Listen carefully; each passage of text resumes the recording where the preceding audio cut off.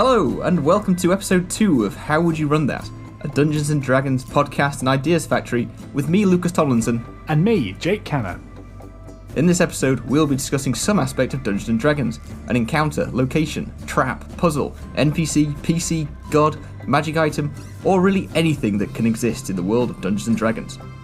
And importantly, asking each other the question, how would you run that? This episode is on a roadside tavern. How would you run that? It was such a wild and interesting prompt. So broad and so open. And I mean, I've taken it in a couple of ways in my head. I don't know about you. I thought about it really practically. Ooh. Like I've planned things I'm going to ask you about the tavern to sort of like enrich it and make it more of a realistic place. Yeah. I'll say realistic in the world of Dungeons and Dragons. Sure. And I've got sort of like backup answers in case I ask you something completely unexpected. Okay. But I am prepped, I am prepared, and I am ready. And I hope you're the same. I'm always ready with a week to prep. Nice. But first things first, how you doing? It's been a week since last we spoke. Yeah, well, we'll just say before we start recording. Heavy week. Lockdown fatigue is definitely setting in. Right? Isn't this the week, like, is it Blue Monday? Is this week, last week? It's now, isn't it? This time of year when everyone just gets a bit of a post-Christmas drag and most people quit their jobs and statistically just crappy week. I didn't know that. It's either this week, it's around now. Well, hopefully we can brighten your Thursday evening, Lucas Tomlinson, with some D&D chatter and yes, whatever evening, morning, afternoon it is for any of our listeners. Yes, because we have listeners. We do. First podcast went up. The analytics says there are people listening to this, which is great. That's the bare minimum we need. Some listeners. I've really been looking forward to this. I'm really excited to get more thoughts down on audio and see what we can do with the next idea in a tavern. Yeah. Well, in that case, I guess without further ado, let's get into it. Cool. So go on, ask me again. It feels good when you ask me the question. Okay. Jake, a roadside tavern. How would you run that? Right. Counter question. I've gone two different ways with this. Which one do you want to hear about first? We might even not get on to the second, but I went two ways in my mind. So we talked last time about this is the roadside tavern, and just to try and give it some setting, it was on the same road that we talked about with our cheese peddler last week. So between City X, City Y, something of that order, yeah? Item number 1, you've gone to the roadside tavern and they've pulled in for the night, let's say. This would be something I'd run in a session where the travel was meant to take a long time. Like, it's not meant to be over in a couple of hours. I wanted to give them something to do on the way. So my party enters the tavern, and in my mind, I've planned that this place has an illegal fight den for monsters of the world. Classic. Yeah, classic, because the way I see that is that it gives me an opportunity to bring in an interesting monster that has no business being in the civilized world, or 2 or 3 or whatever. And there are some options for the players to either do a little bit of digging and figure out what's going on, maybe even get involved if they're into that. There's some sort of RP gambling options. There's certainly some combat options. And then there's some morality choices as to whether they let this continue or whether they try and shut it down or get the guards to shut it down or whether they fund it and provide security or go on bounties to recruit more monsters or anything. So I think that there's a lot of ways it can go, which means I've sort of prepped the first end of it and then left the back end fast and loose. Okay, so it's a regular tavern, but in the basement, I'm assuming, or out the back. Yeah. There's this fighting ring, and they've got wild animals locked up, ready to take on brave or foolhardy adventurers. Basically exactly that, yeah. Okay, so riddle me this, Jake. Yes. As the party approaches the tavern, is it visibly from the outside going to be something special? Or is it only revealed once they enter? Or not even then? Well, okay, so the way I have thought about this, I suppose, is that they are being tempted with the tavern because it's nighttime. And, it might be the start of the session, or maybe at the end of the last session, and you happen across a tavern. Anyway, the implication is that they are going to spend the night there. So fine. They enter the tavern, and for all intents and purposes, it's a regular-ish tavern. There will be, I'd sort of describe the interior. I would put a bit of effort into a couple of characters. So there might be, well, the barkeep, whoever runs the place, certainly gets a mention, gets some description. I would explain the sounds that they hear from within the tavern, try and set the scene a bit, any smells. I like to try and do a couple of different senses to put people in a place. Very good. I might even go as far as to describe a couple of just interesting standout characters sitting at tables around the place to try and fill it with some life.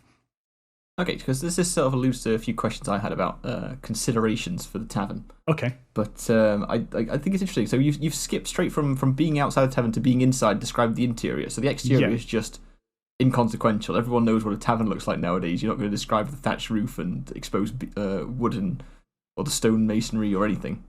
I think I tend to do something like that when either I think it's going to matter or whether I think they need to remember it. So in a city, especially a big one, I might use some exterior descriptions to set a scene for a tavern that's in a particular kind of area, or to try and make it stick in the memory so that they remember, oh, I want to go to that tavern that had the phallic pun for its name, or I want to go to the tavern that had the gold curtains or something like that.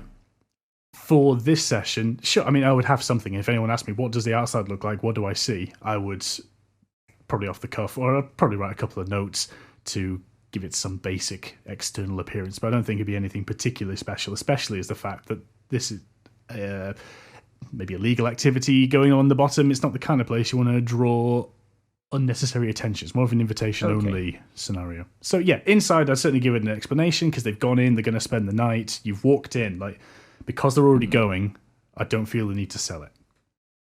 I think you're missing a trick there. Yeah.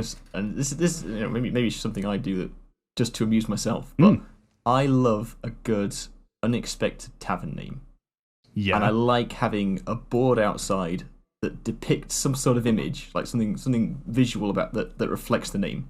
And the one that I'm most happy with was the very first tavern I ran in my first session with my first group of my own. It was called the Roasting Boar Inn. Okay. But oh god. So I described the Roasting Boar Inn, and the way they knew it's because the sign hanging outside. Yeah. It was of a giant hog arching up on its back legs, breathing fire over a group of knights who were attacking it. Oh, cool. You see, I thought you were going to go rude with that. No. It doesn't have to be rude. just unexpected. Say the Roasting Boar Inn, and everyone gets a picture in the mind of what you're going to eat when you get inside. But really, no, it's some monstrous pig on the board. And the party were never bothered about it, and they didn't inquire. But I always thought in the back of my mind, I can pull that out as a little side quest should they be interested.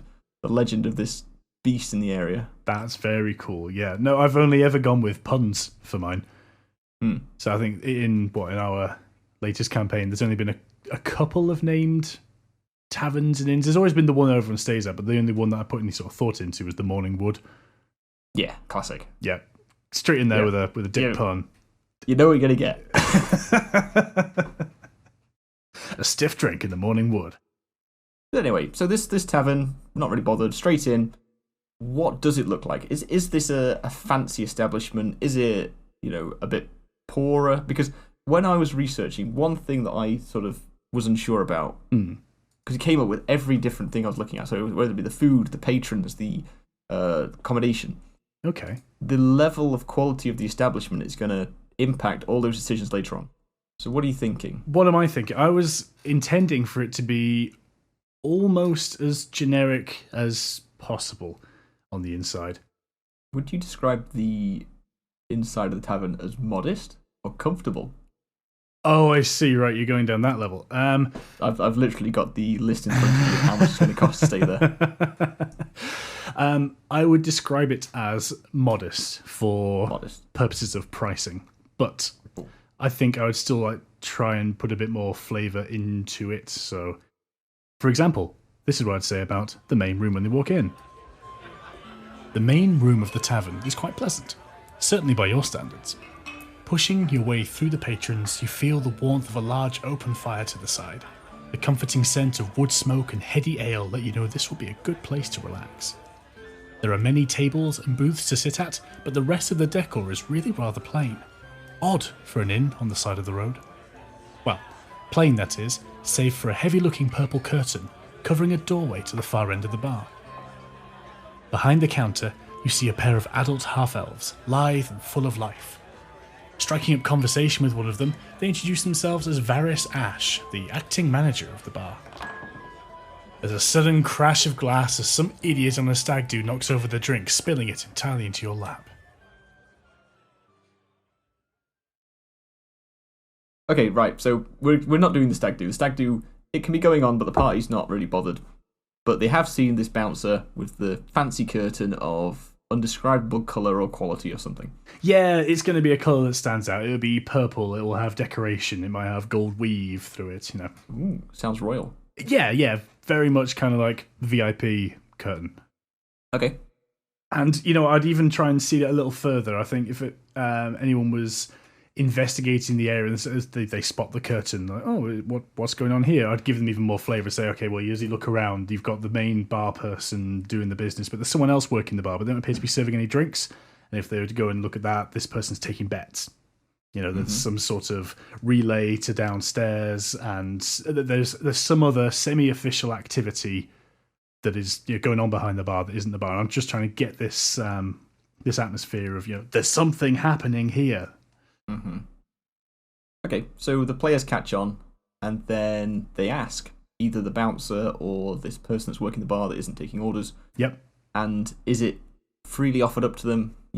Oh, you guys are carrying weapons around. Well, this is for you, or is it sort of hush hush? No, you have to work a bit harder if you want to get down there. What I'd like to do is I would like the bartender or the bookie to be savvy in this moment, and so if an obviously good character walks up, then they might have to do a little coercion to get the information out. If you've got someone like your classic rogue, or someone who is happy to converse with a bit of devilment in their voice and just come across a little bit either like neutral alignment, evil alignment, or someone that sounds a little bit seedy, then they'll get the information basically for free. Okay, so the warlock that's got like a dark cloud hovering over them as they walk over would get the information freely because they look a bit sus.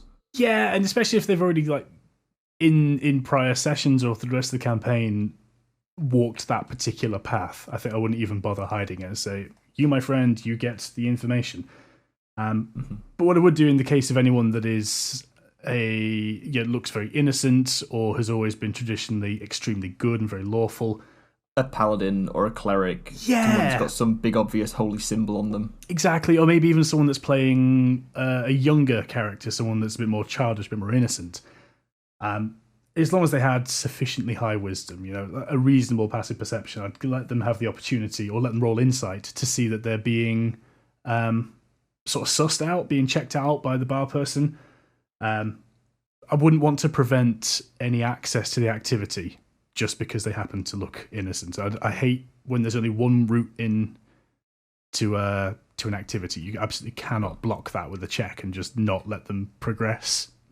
Okay, so when you say he's checking them out, he's sizing them up more to see whether they have money to gamble or whether they're, going to be good with that sword on the belt, if, to take something on. Whether they're going to be up for it. So the way I planned this was less of a adventurer versus monster, but maybe more of like a monster versus monster. I'm thinking like dogfight sort of thing. Yeah. So it's inherently illicit, at least in my setting. It would be like, this is not the sort of thing that you just put on posters and say, come to the attraction. It's more of a betting, slightly unpleasant scenario. So that's why, you've got to be of that style for that information to come freely and say, oh, this is going to be your kind of thing. Sure. And this is something that they can get away with a bit easily because it is outside of town as well. Exactly. Yeah. Sure. So it's off the beaten track. Yes. Okay, so you're not going to find a patrol of guards sitting in the corner of the tavern unless they're, similar to the party you're describing, a bit dodgy guards. Exactly. Yeah. If they're a bit roguish, then sure, they might be there. They might be blowing off some steam or whatever. It's outside the city's jurisdiction. They don't give a shit. They don't really care. I'm off duty. I don't give a fuck. I'm into this, whatever. Yeah. So gotcha. Introducing a little bit of moral quandary, so it's less obvious that I'm just going to go in and do the activity. There's just that moment of a little bit of pause on the part of the player, let them have a little think. Okay. Just to satisfy my own curiosity then about this idea. Of course. How does it work practically? What's the hierarchy? Is there a guy who owns the establishment who runs all this? Is this a side hustle, someone working there, like the bookie maybe? Who's in charge? For me, especially if I was being caught off guard in that moment, it would be the barman. So landlord of this place is owner, and when I call them the barman, but I actually mean they are sort of traditional pub landlord, but is the person behind the bar doing the serving. So it's their place, their establishment. Yeah. They are fully aware of what's going on downstairs.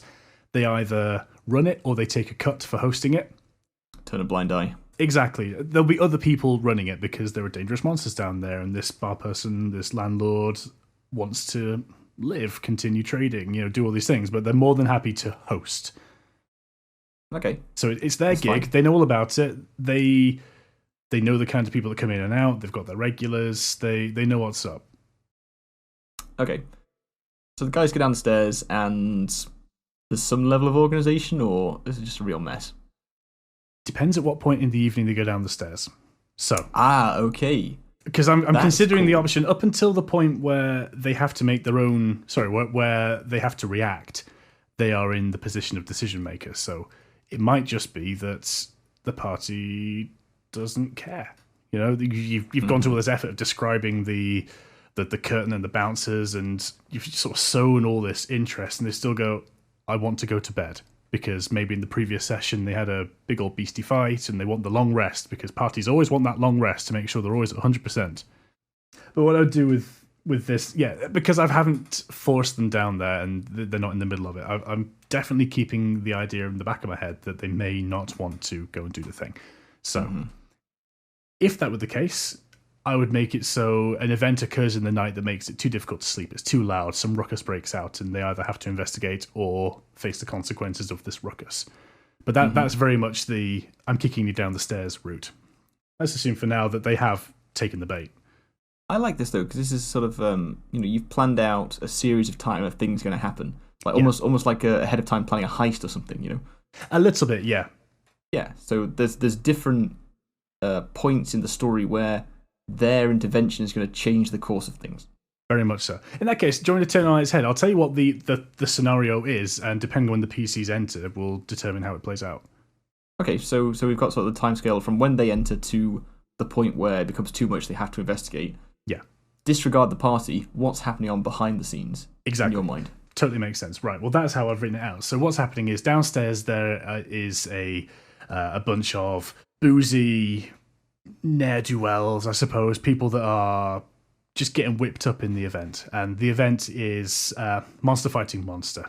Right, gotcha. Okay, so it's a bit ridiculous and a bit nasty, really. Exactly, yeah. I don't want it to come across as... Well, I don't know. I don't want to say I don't want it to come across as pleasant, but what I'm getting at is that it's... It's not glorified, it is a bit seedy and questionable morally. But that's where my head's gone for this one. So that's all going on.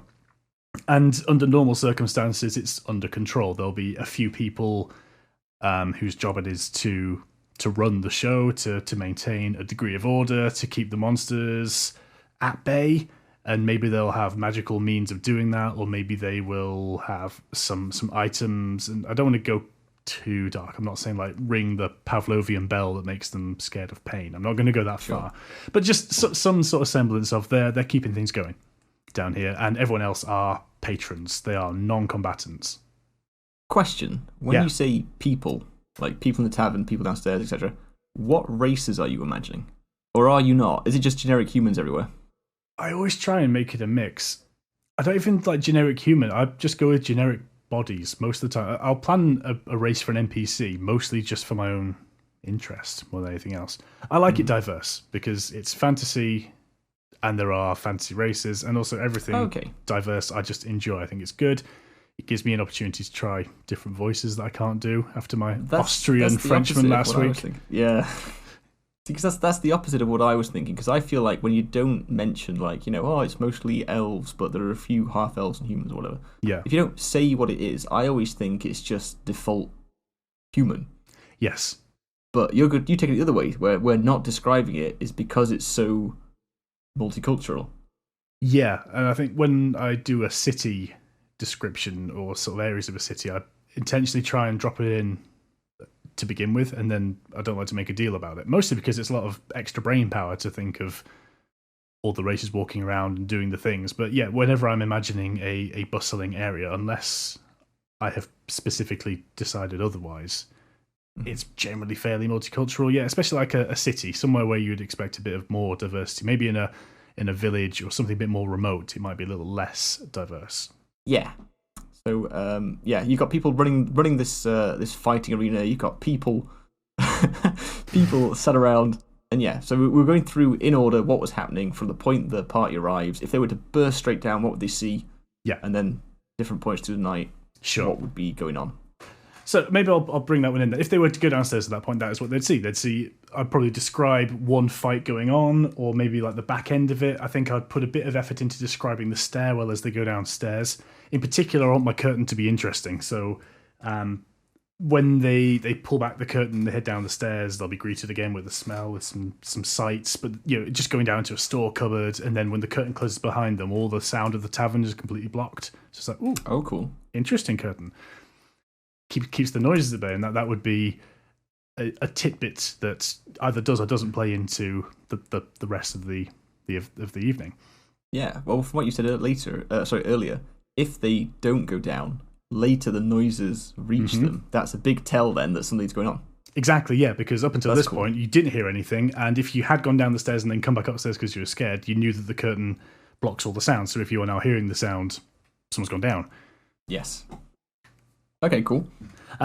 Okay, so that is what would happen up until that point. The event that I would like to transpire, whether the party are there or not, is it goes wrong, basically. So some monster has broken free of its shackles. Maybe it's one that's fighting at the time. Maybe it's one that's got some intelligence and they didn't, the fight ring people didn't know this in advance, and maybe it's like organized something. Or something disguised as something else. Or that would be cool. They've just misidentified a monster as something else. Like they've seen some sort of slime and thought it's like a small gelatinous cube, and really it's a black pudding. But it's been out in the sun too long. Or what if they found something that looks like a regular old animal, but it's actually a fae, and so it's smart and it's got magic and it's got some real fuck shit up capabilities. I just want to cause havoc here now that you've captured me in this horrible place where you're forcing monsters to fight, and so the Fae just fucks shit up. Yeah, so, okay. Brilliant. I'm going to scribble out that note. That's a much better idea. I hadn't even planned as to what the monster or what the potential combat would be, purely because you'd have to tailor that to party level and interest as well. So I've kept that one in the back. Have you thought all about what kinds of monsters they would be? Would it be sort of... I mean, you can go through different levels for different things, but like, would it be local wildlife, or would it be more exotic, or is that group particularly skilled in capturing something because they found some weakness? Like what are you imagining? I mean, we've mentioned slimes a couple of times, but what things are they bringing to the party? Without naming specific monsters, I was thinking more exotic. Purely because I think it's a good opportunity to have your party fight something exotic. Because if it depends how realistic in air quotes, depends how true to the region you're trying to be. But if they're going between a city and another city on a road, then it's a fairly civilized place. Your wildlife is going to be fairly tame. That's not quite the word. But, standard. Yeah, and nothing particularly exciting. And then if something exciting does come along, it's like, oh shit, this is an event. We have to deal with this. So I think I would take the opportunity to say, they've gone beyond their means. They've gone outside of their capabilities in capturing this creature, whatever it is, and they've brought it back, and they've completely underestimated its power or its capability, and so it has broken loose or caused problems. And if the party's down there already, that would be the point where it's a reactionary combat moment, because they might be watching, they might have just come downstairs at this point, but all of a sudden there is now an angry animal attacking stuff, and it's aggressive, it's been trapped, so it will go for anyone it can. The patrons, I'd have them scatter, and the people who are supposed to keep things under control, I probably wouldn't have them involved in the combat necessarily either.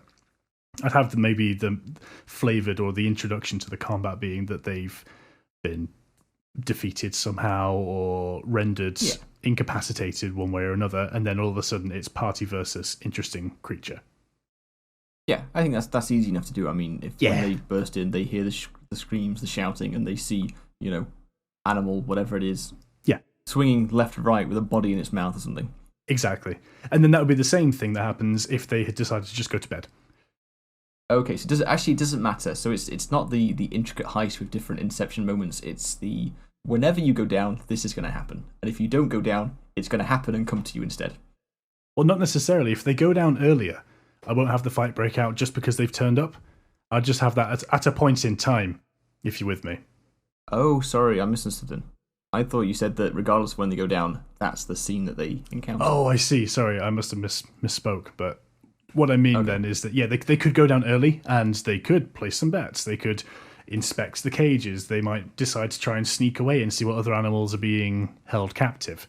I'd have a couple of things sort of planned just in case that was ever going to be explored. They might be less exotic creatures or less dangerous exotic creatures, but I'd have just a couple in the back of my mind. But yeah, I'd guess definitely give them the opportunity to experience the, like the support act, basically, before the main event turns up and it all goes wrong. Okay, I like this, and I get it. Like, you don't want to plan too much detail because it could be a party of any level, say. But what could be some interesting monsters to put in here? And I mean, the Fae was a good one, but what would be good monsters where it could potentially go wrong? Because I just had an idea while we were talking. Shoot. Imagine it, and bring it back to exotic races again. Yeah. Imagine a lizard man NPC that hasn't got any sort of equipment on them and is on all fours. They look like a giant iguana.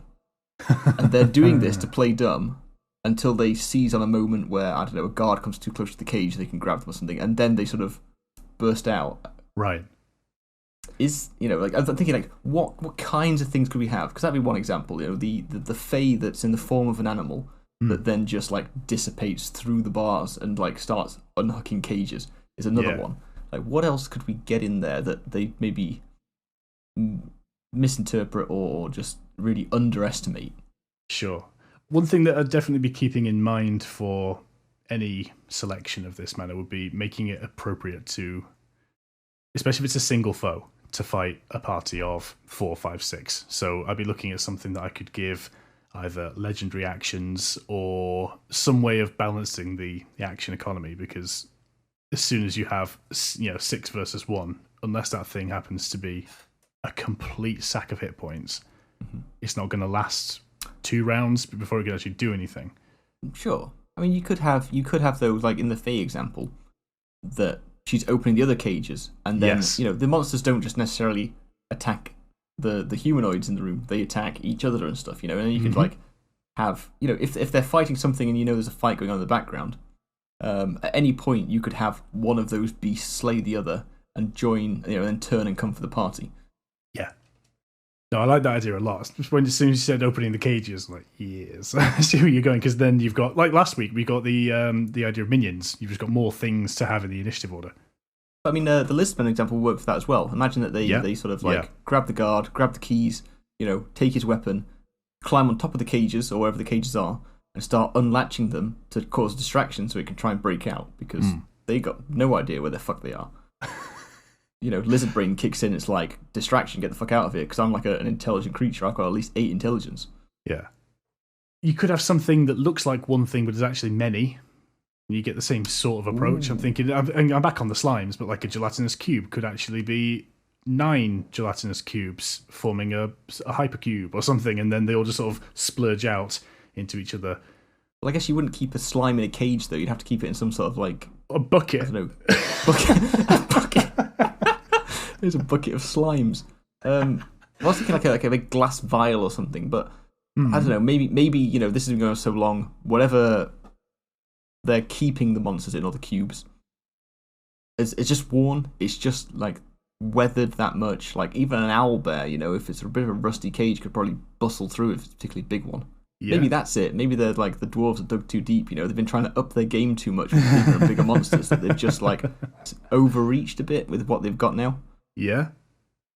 A lot of potential, though. I like that. What else is happening in this fighting pit then, Jake? It depends on what time you go downstairs, but really that's going to be the focus, because you know how long combats take, and especially if it's going to be worth doing, that for me is going to be, I'd say maybe about a quarter to a third of the session. So I'd say that maybe the first bit is getting in, getting established, getting them hooked on going downstairs at some point, or going to bed and then being drawn downstairs at some point. I'm very much working on the assumption this combat is going to happen. If it doesn't happen, it derails, fine, we'll ad-lib, we'll figure it out. But if it does, it's going to be worth the time. It's not a case of everyone just draw the swords, give it a poke, and then go back to bed. Well, I would say even if they completely ignore it, don't leave their rooms, sleep through the night, in the morning they find that the staff are cleaning up the mess, and ask if they heard anything. Ooh. Maybe send them out to get revenge on the creature, see if they can find it. It can't have gone far. Well, that's interesting. The way you say cleaning up the mess, because you've got two different ways to go with that as well. You've either got the complete denial of the events of the night before, or almost if it's just like so regular that the place gets completely trashed that they just come in and get on with cleaning it up as normal, or maybe they are genuinely upset that things have finally gone wrong. You could even play it that they're scared that as this creature has escaped, their secret might be out now. They need someone to go and sort this out and keep it hush-hush before this monster goes and causes havoc elsewhere, and then, there's an investigation, it comes back to them, and then guy's in trouble. That's a very nice way to recover it. If, as you say, if they don't go and do the fight that night, that's a pretty good... Because they would need a pretty strong reason. Can you imagine you come downstairs in the morning as an adventurer and you say, what the bloody hell happened down here? And the guy's like, well, this super powerful monster kicked off downstairs and escaped, and I really, really want you to go and kill it for me. And I'll be like, no, sounds like a whole lot of your problem. Well, okay, so I trying to think of ways to claw it back. Yeah. If they had any interaction with anyone in the bar the night before, if there's any NPC that they thought, oh, I like this character, they're interesting, that's the victim. That's the corpse they see in the morning in the middle of the bar, as they're pulling a sheet over their face. Oh, yeah. You can guilt trip the party into doing what you want. Yeah. Bring in a grieving partner or child or something really sticky. He was one day from retirement from the fantasy fighting ring. But no, okay, so regardless, the fight's going to happen at some point. It's either going to happen downstairs, it's going to happen in the middle of the night, or we're going to send them out to hunt down this monster in the daytime. Yes. Either way, I think they all circle back to at least the thing I had planned, which is a question of morality for the players. So, okay, let's assume that they've handled the monster one way or another. They return to the tavern one way or another, either from downstairs or from their extracurricular activities dealing with it in the wilds. Either way, they're going to come back and either try and claim their reward or something. So what I'm going to assume then is that they will have an opinion as to whether this was a good thing or a bad thing to exist in the world. Depending on which way they go with that, that's where I've certainly kept my notes very light, because you can't overly plan for it. They could search the rest of the place. Let's assume that everyone else has died downstairs because they did it the night before. This is where I'm at in the first instance. So everyone else has either run away or dead.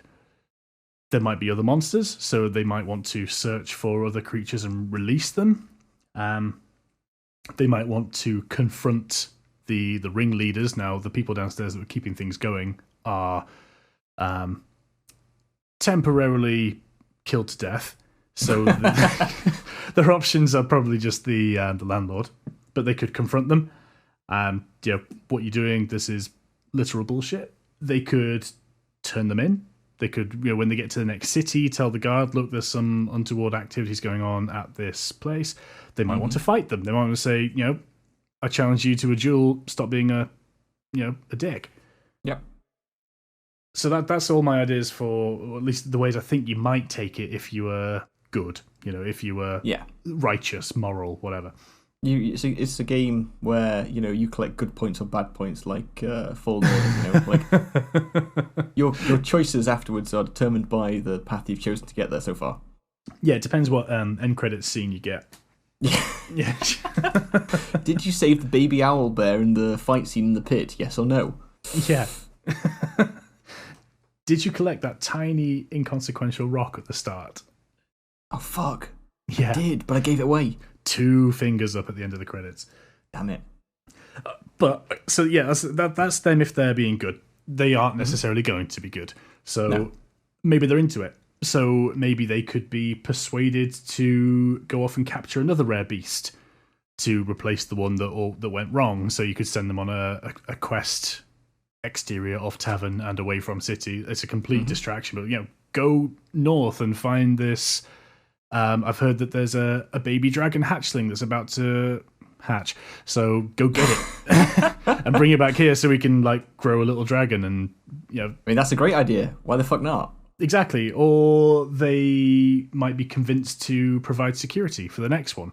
Maybe you think you don't want to distract them from the main story beats too much by sending them off on a 3-month quest to the mountains up yonder. But what you can do is you can keep them here for another night, and another creature turns up in a shipment, and you could just have them providing security instead. So maybe they would be running the night or cajoling people, or it's a different kind of encounter. Cool. But in particular, I haven't written too many notes because unless you're writing a novel, you don't really get to choose what happens at that point. Now, I figure that the path of good, the path of moral or morality, is most likely. And because your party have already had a good fight and you're at an inn, it's unlikely that another challenging fight makes sense. So I wouldn't expect them to attack the bar person. I wouldn't expect them to want to immediately go out and hunt down another animal or another monster that same adventuring day. But that's up to them. Okay. It's nice and open-ended. You can put any sort of real quest in there. You can do a fetch quest, like we've secured monster X in town Y. Can you go and pick it up for us? Yes. Okay. Yeah, that's good. So again, it's another kick-off point for more adventure. Yeah, it's fairly open-ended, and it's not too prescribed. So I think you've given them the setup, and you've given them something to do with that setup, and thereafter it's on them. Write the ending for me. Cool. Okay, so that's the. If you think of this tavern as a story element for a session and what's going to go on, that's the big takeaway from the tavern itself. That's the meat and potatoes, right? Exactly. That is the tavern where the fight ring is. Cool. Let's then, from my sort of very practical checklist of what's going on in this tavern, let's flesh it out and make it a thing. Because I've got notes on some dice games, like the patrons, things like activities in said bar. Because I find with taverns for me, when my party go in, they want to have a beer, they want to talk to people, and they want to do something there. So I've done things like darts or axe throwing, which is pretty simple, like roll to attack against the local guy and see who gets the highest scores, whatever. All right, sick. Well, in that case, let me ask you, Lucas, a roadside tavern, how would you run that? Well, Jake, I've been thinking about my tavern in terms of things like furnishings, the staff, etc. Okay, well, my first question for you, does it have a name? We could have the owl. You could call it something like we talked about owlbears. The owl bear, but bear spelled like naked. Bear. Yes. Bear spelled like bear. BARE. And you could have the sign outside being a classic owl bear, but plucked like a chicken. Yes. Yeah. But instead of like the little wings on top, it's got like big bear arms with nothing on them. So it's the owl bear. Okay, cool. So we said it's going to be comfortable. So if we're thinking about the sort of foods we get there, okay. Because I like just a little bit of flavour, if they want to eat or drink, like what's on offer. And so like I looked a bit online about things like meads and ales and ciders and stuff, and like I thought why not give it a little name just to flavour it up for the party. So if it was a mead, you could call it the Meduz mead, which sounds a bit dwarvish, but it's a Proto-Germanic word for mead, apparently. Nice. Okay. Rubbish. And then also for the ale, we're going to call it Groot, spelt like fruit but with a G. Okay. Which is a bittering agent used before hops were more commonly used, and it's a mix of herbs and spices. Oh right, so like early ale would have had that Groot in it. Yes, Groot, G like fruit.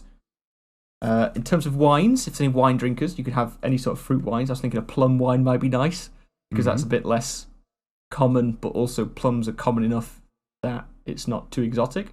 Yeah, it's the sort of thing that would be made, isn't it? If you're sticking sort of, whenever I think of D&D fantasy, it's always Western medieval, European medieval sort of setting. So I'm thinking Bavaria and old Prague and all that sort of stuff. So what sort of stuff do they make in the fields out there? And yeah, like a pear cider or regular cider or just loads of cider. Like giving them options for drinks, I think makes it a little bit interesting.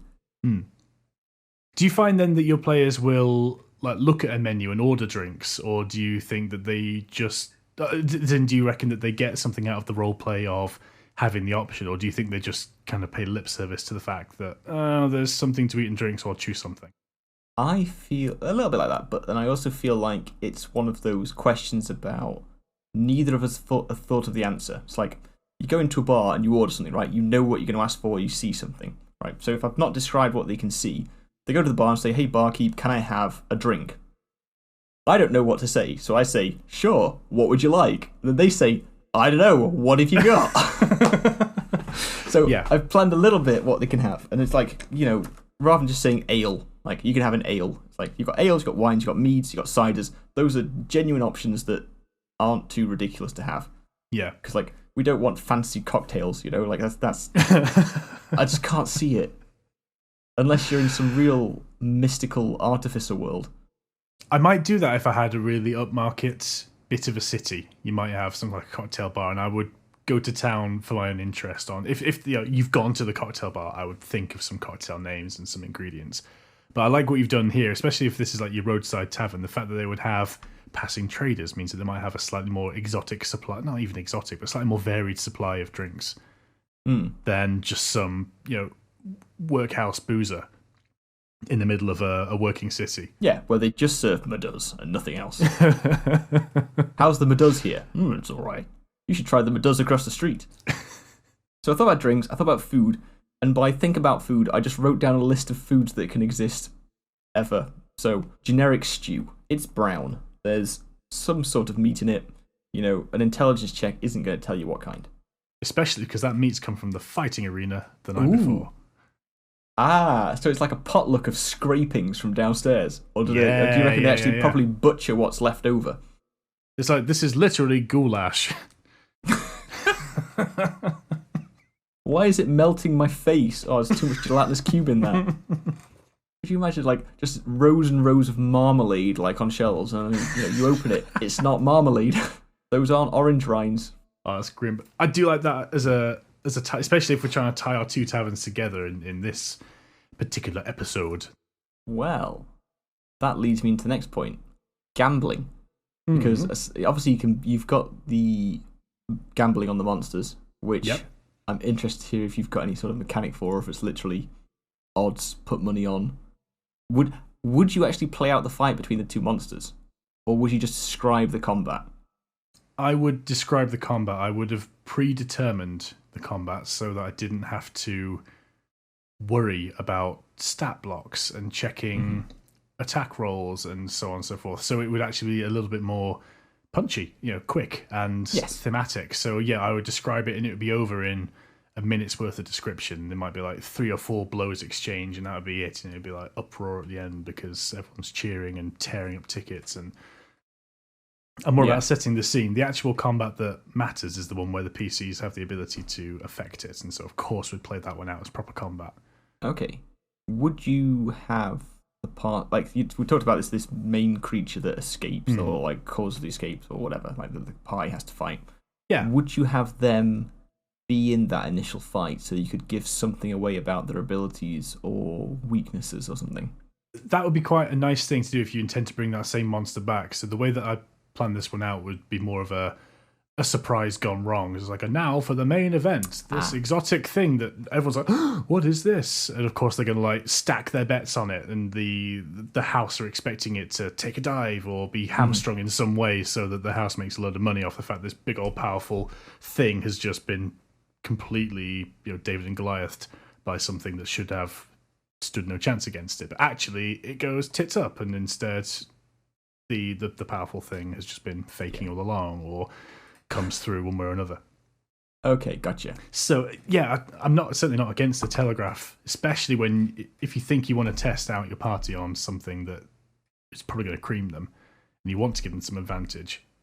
Yeah, if it's not the sort of thing where they're able to do some research beforehand, like if you know you're going to go on a bounty and it's like, I want you to find this thing, then your party might go to a library or ask a ranger or try and get some info, get the lowdown. But if that isn't an option, then yeah, that's a really wonderful way to showcase their capabilities. Or if you really want to show them that something's really big and strong, have that thing turn up and murder a beloved NPC in front of their eyes. You know? But gambling then? Yeah. How are you taking bets on this fight? I would probably run odds because as you probably know yourself, as a DM, a GM, you've got a lot of plates to spin at once. And I like to automate as many things as possible and keep things super simple. Okay, and you've already decided that you're predetermining the winner of the event, so yes, you are just going to plan out 3-1 on this one, 2-1 on the other one. Yeah. Okay. I'm going to keep it fairly simple, and I would try and make it seem about right. So if you've got two woodland critters pit against each other, you've got like a wild boar and a wolf or something. Yeah, okay, they're probably about the same, so the odds on each might be ever so slightly stacked for one and slightly lesser for the other. Mm-hmm. So it's not like a huge money-making scheme, but the one that would be the big hitter is when they get this exotic creature out or something a bit more interesting. Okay, fair enough. Have you thought about any other forms of gambling in the tavern? Because again, my party love gambling. As soon as we get to a tavern, it's like drinks first, right? Who's playing cards or rolling dice? Really? Yeah, so I've been caught short with that a couple of times. So once or twice I've sort of had in mind, you're coming into a tavern and it's evening and you're here to rest, and someone decides, I've just thrown away off the cuff and there's an old boy playing dice in the corner. So I was like, I want to go play. I'm like, oh, okay, let's figure out how we do that. And I have definitely just been like, okay, roll a d20, see who wins. Or roll 3 d20s and take the highest 2 and making a simple game on the fly. I've seen some excellent examples in other podcasts and on the web of intricate ways of like reducing existing games down to dice rolls or some really good applications. I can never Google them quick enough when I need them. Yes, I'm the same. I was caught off guard in my first tavern ever, and off the cuff invented Dunking Dragons, which was I can't remember the mechanics of it, and I wish I'd written it down or something, but I made it up on the fly.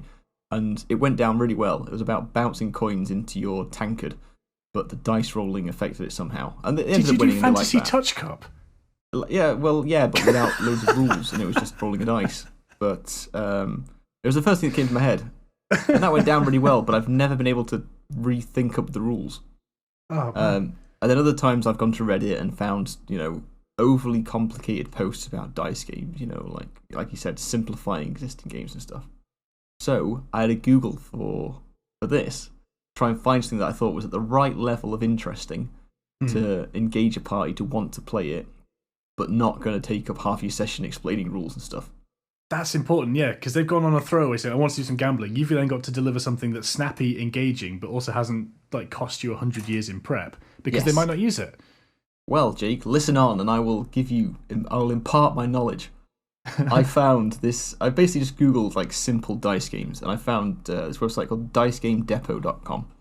Cool. And it had some really simple dice games, and some of them were a bit too complex, and I ignored those ones. But the ones that I trawled through to find, the first one was called Beetle, which I thought was interesting because you could reflavor this game as any creature as long as you break that creature down into its component parts. So all you need to play it is a d6 and a pen and pencil. So classic D&D stuff.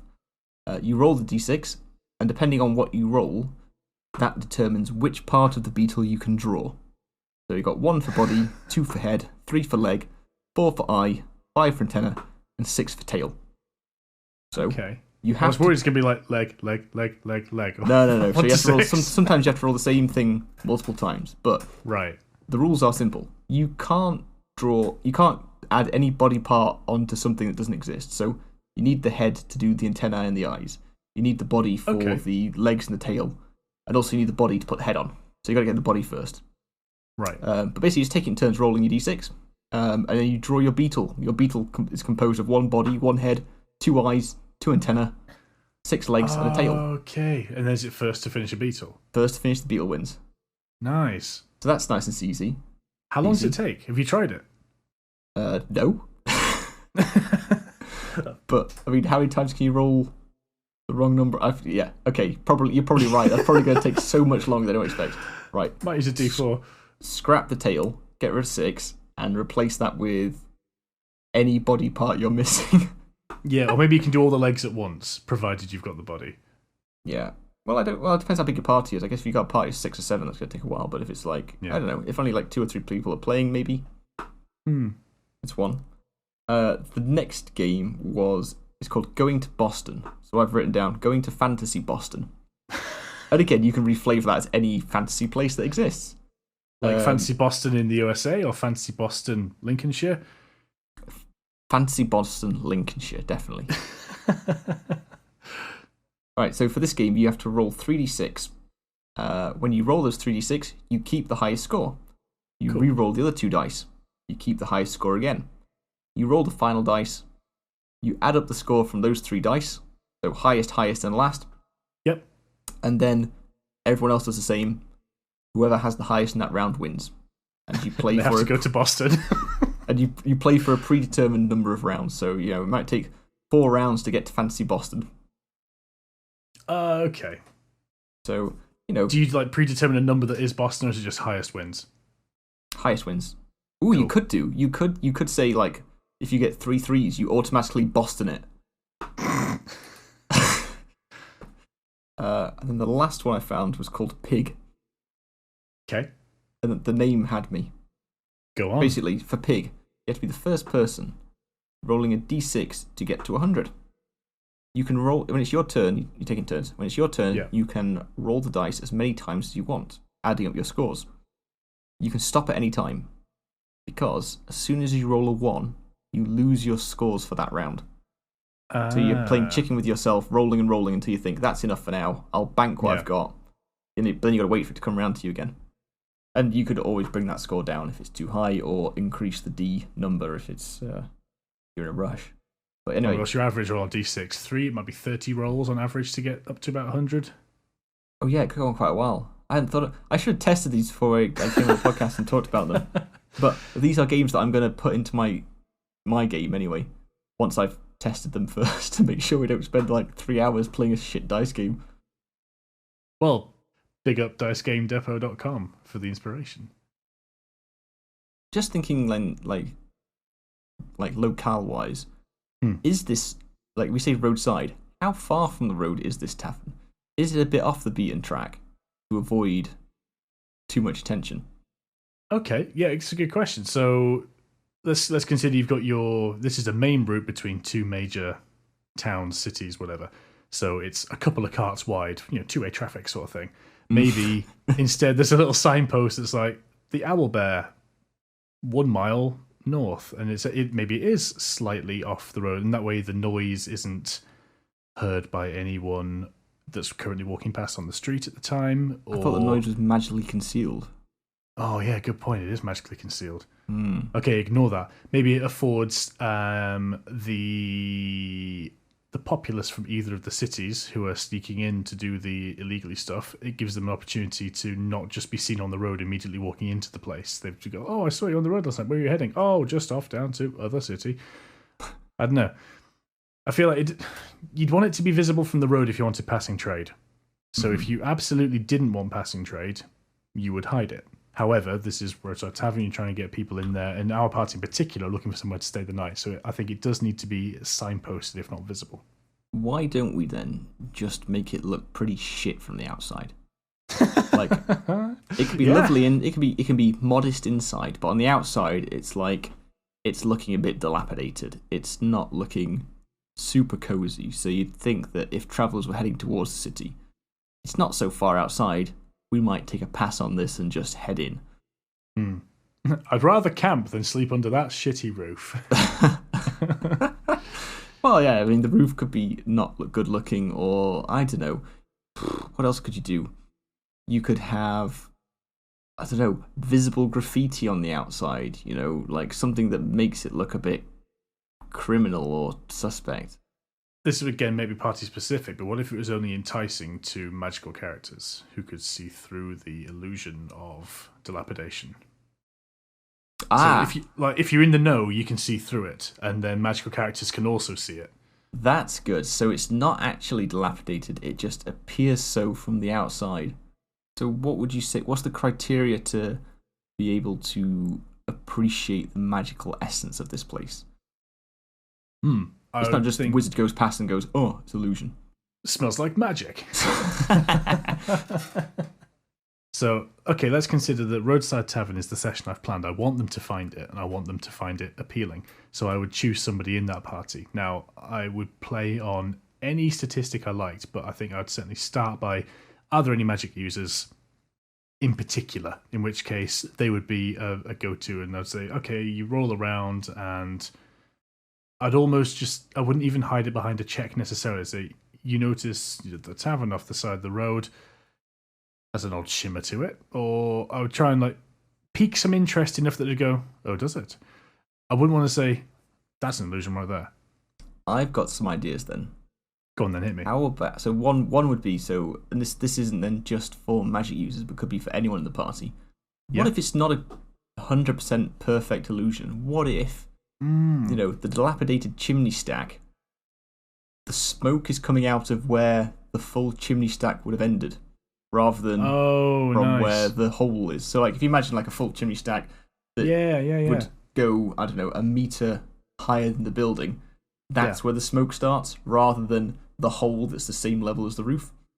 Oh, I like that. Or what if they notice somebody else enter the tavern, and as they pull the door away, the door like the broken glass in the door is fixed until the door closes again, at which point the illusion returns. Like the boundary of the illusion is the closed state of the door. Oh, I like that, yeah. I mean, you could even really hit them over the head with it and say they walk through a door that just isn't there. Yeah, they open a door into the wall that you couldn't see. You could really be very blunt if you felt like you had to. So the door illusion stays, another door gets pulled open. Yeah, it just clips through like a bad video game. Oh, fantastic. Yeah. Okay, so we're doing that. So that's definitely enough to pique their interest. Like, what is it with this crazy tavern? It's nighttime. Let's check it out. Yeah. Nice. And then they go in, you know, the local clientele assume because they know to come in, they're, you know, I want to say op de hoogte, but that's Dutch. They're like up to speed on what's going on here. And that's it. That then works for your clientele, but then the land owner, the landlord, land person knows the people that come in and out, so that's why it would twig to them. They're like, you're not our regulars, but you're in here, and then that would give rise to all the social encounters we talked about right at the start. Without the clientele being suspicious. I think that's a pretty full-rounded idea now. Okay, so full circle then. Mm-hmm. Is there anything else actually that you've prepared or thought about for your tavern that we've not touched on? Well, we'll see if this stays in the podcast. It might go on a little too long, but my other idea was open mic night. You can incorporate that in the first idea. You can have both. I love that. Tell me about how you would run an open mic night. So I'd set the scene by having them come in, and it's open mic time, and someone would come round early on and try and take their names and say, oh, what do you do? What's your performance? Or even maybe before that, they might come in and someone is doing something, and I would enjoy preparing a description of a performance. Now, it might be describing how someone is doing a dance and just giving a 60-second description that I would enjoy writing, basically. Mm-hmm. Or it might be that I would try and write a couple of like blue limericks or something that, someone's gone up, they've done a thing, hey, rapturous applause, they sit down. I do a couple of some things just to set the scene. You're selling yourself short. Again, you could literally like just play something. Like you're a musician. You could play some, I don't know, fantasy-esque tune. Well, that would also be back pocket. Your party would eat that up. Like any game session you play. I mean, if you did it every session, too often over the space of a however many week period, God, yeah. Like it would wear thin. But that first time, if you were actually to do that, that'd be really cool. I'll keep that in mind. Yeah, definitely. I want it to happen. Well, yeah, that's the sort of thing that would be super. That'd be super cool. Either way, I'm hoping that would be enough to set the scene, and then the next bit very much depends on, as I said before, depends on my players. So it would be super cool if a player then took that and they themselves like started writing something down, or they actually like off the cuff were trying to plan an act. That'd be amazing, and I would reward that immensely in game with inspiration and adoration and stuff, because that's taking a step out of a comfort zone a little bit, and it's also putting people on the spot, and I think that's to be rewarded. It's a good chance to role play, which is perfect. Like, yeah, you're literally putting them on stage and getting them to perform in front of the rest of you. That's it, and I think that's kind of cool. But it's not going to work for everyone, and it could fall apart very easily. So, backup option number one, I'd say maybe they should describe something that they could do, and we would work a way to chuck in skill challenges at moments. So the example I threw down was like, your dexterous character goes up and does some juggling. I'm like, cool, what do you juggle? And that's just like every time, just asking them the question, what do you do? How do you do? And they go, I rummage in my bag and I come up with 3 pastries from the day before. Fine, they're rock solid, they're flaky, that's fun. You started juggling. It's going to be daggers. Of course it's going to be daggers. It's going to be daggers, yeah.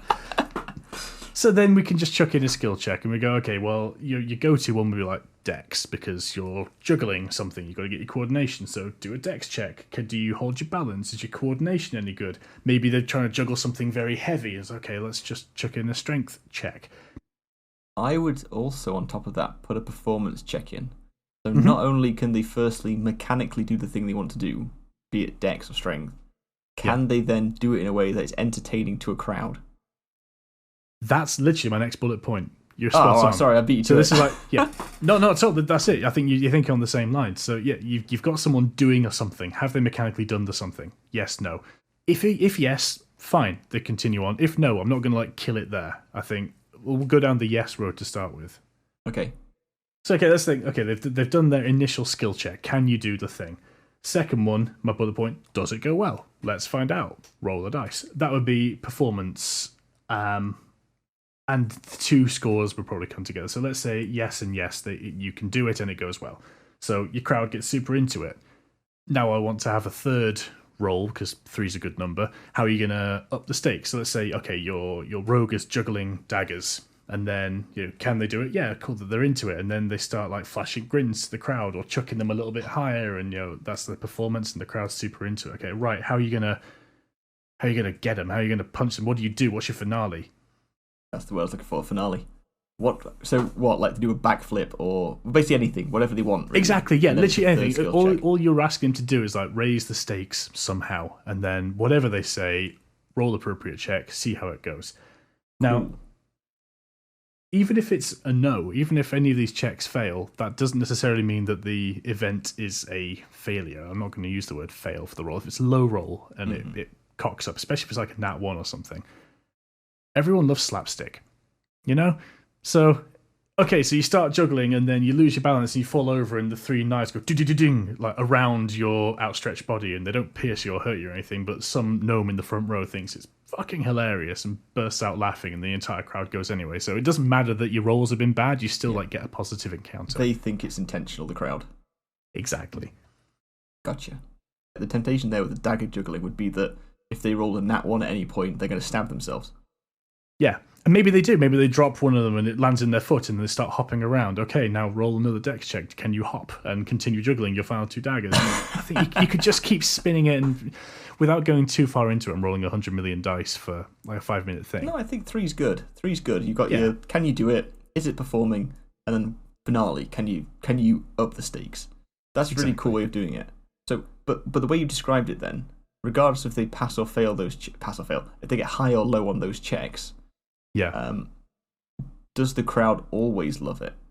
I think I'd mix it, basically. So I wouldn't want any of my characters or my players, to feel like they've failed the social encounter. So I think, for people that I'm playing with, I'll probably always try and keep it positive. They might, maybe an NPC would lose them, because I feel like that way I'm not penalising anyone directly. Mm-hmm. I think for something like this, because what we're trying to do, instead of like have a rules-based fight the thing, do you win? Yes, I've rolled this dice and this spell says that, therefore this. This is more of a test of the player through the character rather than a test of the character. So I wouldn't want to like make fun of anyone or like have them feel failure in that moment, because that's not the point of the event. It's more of like, this is just collaborative storytelling. How does this evening go? Yeah, that's cool. There's going to be differing opinions for sure. Like, not everything goes well. Not everyone wins Britain's Got Talent, and quite rightly. So, yeah, this is removing it from reality a little bit. I think for the sake of just having a throwaway session, yeah. No, I like the idea of the talent, or the we call it open mic night, and I do agree that doing it in a way where even if they roll low, the audience finds it funny, but not for the reason that they wanted them to like it. Exactly, it gives the character then the opportunity to either like buy into that and sort of play along the fact they've messed it up and like that was all intentional. That's what I meant to do, or they can just get incredibly sour. Yeah. Yeah, that's great because it reflects their character again. Exactly, and then you've got anyone that's still in the bar afterwards has a hook to talk to them, a reason to talk to them, or they might rib them like, "Wait, you fucked that right up," and it just provides a little bit more depth to the tavern, to the people that are in there, and to the event. Yeah, I really like the fact that it gives them a reason to talk to them as well. Like, and it's using those character abilities for things that aren't necessarily directly combat. Like, some people will build a character because they've got a concept in mind rather than a build in mind. So I was thinking, build is focused around maybe maximum damage, or I only want to use fire spells or something. But if you've got RP traits, I think it's nice to be able to use your character abilities for something other than just punching stuff. Yeah.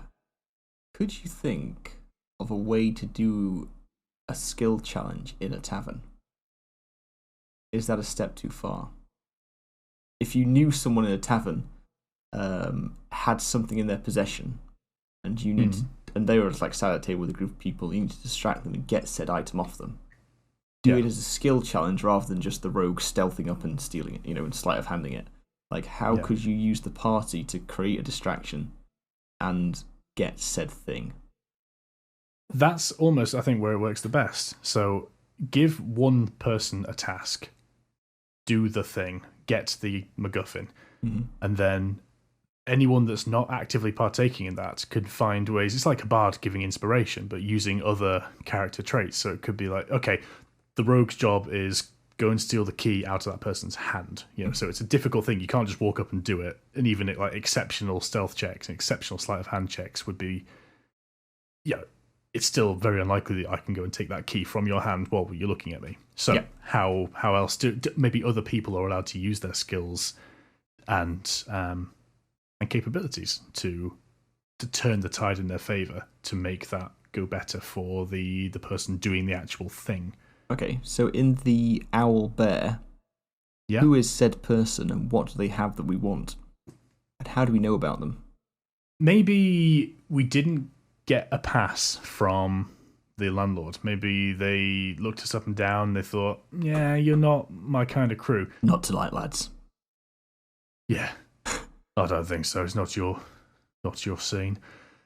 But you want to get down there. So now all of a sudden the bouncer is not hostile, but would be hostile to you. We'd try and get past them. So it's okay, how do we now sneak past all these people, get behind the secret curtain without being challenged or stopped? So you do the entry to the underground fight ring or the backroom fight ring as a skill challenge.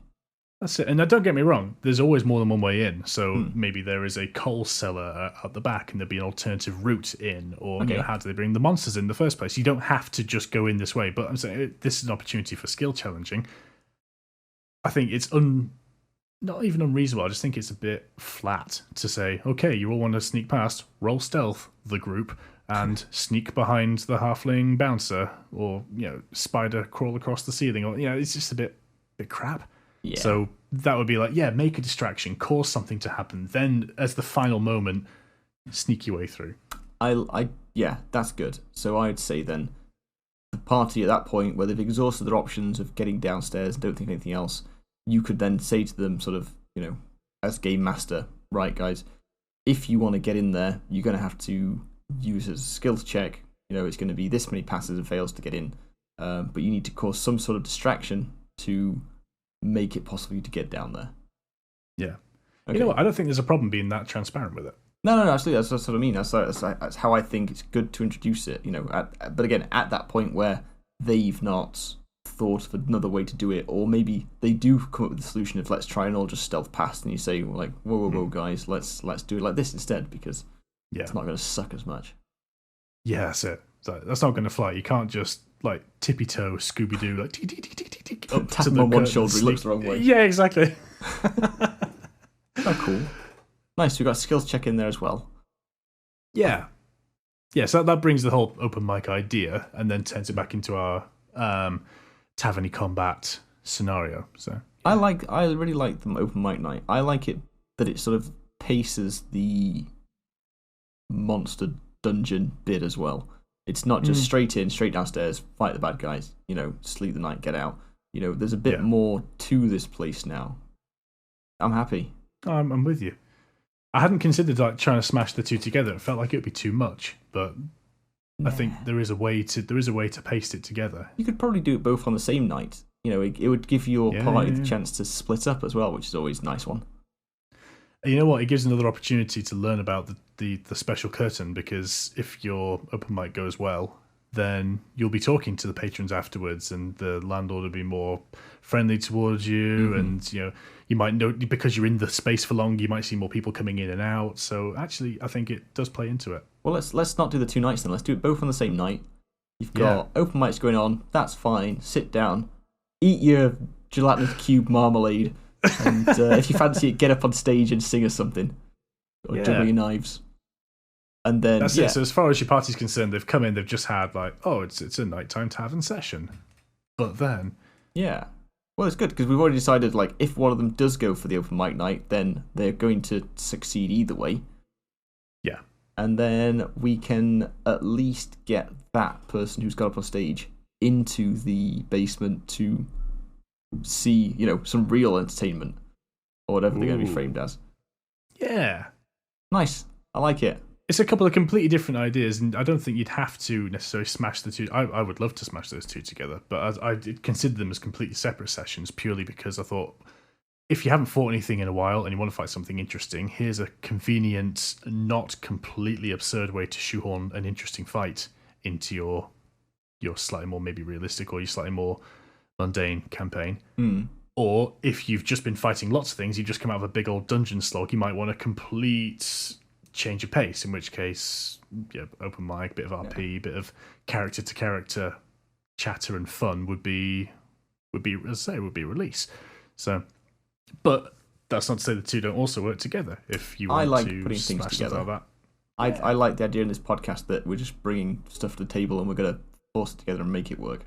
So the fact that you've brought 2 of your own ideas and we've just smushed them together is great.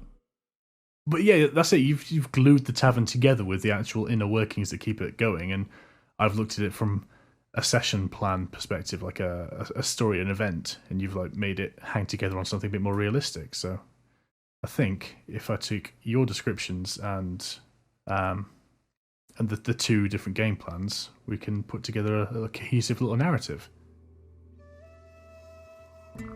The party is still trudging along the road to the city of Faraway when the sun begins to set.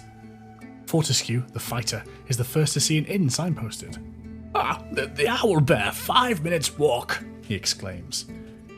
As the party approach, Fortescue is the first among them to let out an exasperated moan as he sees the state of the tavern. Oh, for goodness sakes, he sighs. Look at that place, it's practically crumbling. Hang on, did someone just walk through that closed door? Assuming a trick of his weariness, he nudges Vestel, their old wizard. She takes a look and confirms it appears to be some sort of illusion, making the place look so run down. Truly fascinating, but surely poor for business. Shall we take a look? The party agree. Taking a moment to locate the actual door, the travellers enter into an astonishingly bustling inn, especially given the exterior appearance. Patrons are drinking, gambling, and enjoying an intricate dance routine from a purple-skinned tiefling. She finishes with a flourish and takes a seat at a table to rapturous applause. A freckled human steps up and announces to the room, Our next open mic act will be Stilton, the poet, which is met with groans and cheers in equal measure. Before the party have a chance to get their bearings, the freckled human bounds over. Are any of you performing tonight? He beams. Clive, the druid, sheepishly steps forward. I've been practicing making little statues. Maybe I could do some requests. Oh, perfect! While Clive is busy making wooden statuettes for the crowd, Snips heads over to the bar and begins chatting up the half-elf bookie. Before long, she scored entrance to the fight ring downstairs. The halfling bouncer gives you a nod and draws back the long purple curtain, revealing a thin staircase leading down to the old storeroom. Once you're all through, the curtain falls back into place and all the sounds of the tavern are wholly extinguished. Led by Snips, the group descends the heavily worn stairs, each step left with a smooth indentation on the leading edge, a memory of many years' service. At the foot of the stair, a few old boxes and cages mark a torchlit passage. Through the short tunnel, the air is thick with laughter and the stench of ale, sweat and blood. 2 field wolves are fighting in a makeshift ring, goaded by the crowd. 3 individuals walk the perimeter, seemingly keeping the combatants penned in. There's a gasp and the smaller wolf pounces, but it's deftly dodged by the larger of the 2. Seizing the opening, his jaws clamp hard around the neck. Silence. Then, applause in the room. Barbaric and brutal as it was, the group stand a little shaken, as half the room clinks drinks and cheers, while the other half tear up betting slips and curse. And now, for our main event, voice booms out. Behold, the Manticore! Practically falling out of the tunnel, a large beast, body of a lion, wings of a worm, and a horrific spiked tail enters the room, limping, but with the lower half of one of the ringmasters hanging from its mouth. The patrons all scream and scatter into various tunnels out of the area. And with that, I will need you to roll initiative. Right, well, I guess with that, Jake, what have you got in store for us next week? Lucas Tomlinson, for you. The rolling boulder trap. How would you run that? By which I mean your classic Indiana Jones. You've done something, you're in maybe a corridor, and whatever you've triggered causes a boulder from above to start barreling towards you and your party. That is the last thing I thought you were going to say. I've not actually done a rolling boulder trap either, so that's really cool. No, I think it's classic, and it's generic, and it's almost cliche. Well, it is cliche. That's it for this week. Thanks for joining us on our foray into the silliness of our particular minds. Hopefully you'll be able to leave a review or like this podcast wherever it is you get your podcasts, and we look forward to brewing another one of your evenings next week. Yes. Thanks a lot, guys. Catch you next week.